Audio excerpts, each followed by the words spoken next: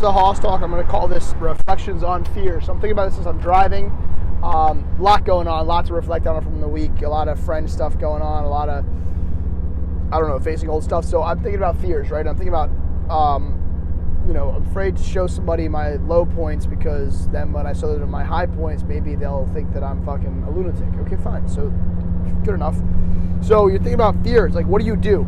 Well, you have to explain your fear. Okay, do you have to explain it or do you just have to face it? Okay, you can face it, but then you'll just have to keep facing it. Maybe the right response is when you have these fears, you take them head on, face the fear, solve that situation that's in front of you, and then once it's done, once the situation has come to a pause, once the storm is over, then you take time and you analyze the fear and you find out why did you have the fear and you look into it and you really try to explain it. And the reason why you're trying to explain it is not to the thing that you were afraid of or not to the person that you were afraid of or the situation that you were afraid of. You're trying to explain it so that your brain can make sense of why you felt so scared in that situation. Only once we understand the reasons for things can we not have fear, right? If you're 17 and you just got your first car and you spent all your money on your car and you're driving down the road and it's making a crazy noise and all of a sudden it shuts off on you, you're pretty fucking scared, right? You don't know what the fuck it could be. You don't know if you can fix it.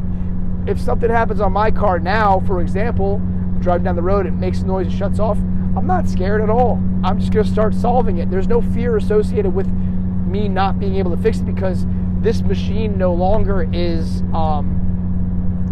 no longer obscure to me. I understand this machine. I know how it works. I know how it comes together. So I think that the right attitude towards fear is when you have situations that you're scared of, you face them head on, get it done, get the situation done. And then when it is done and you're back and you're safe and you're calm, I think that's the time to explain your fears about the situation to others or yourself, but really you're doing it for yourself so that you can dissect it and see all its parts of the fear for that thing, and so that you can solve the puzzle.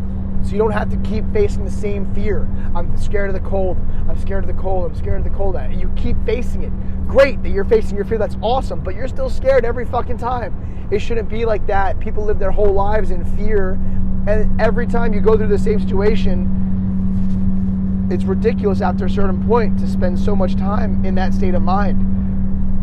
Because you're not in fear constantly. There are calm moments where you could have the opportunity to really wind down and be calm and dissect quietly and slowly the causes here and the reasons why and explain these things to yourself.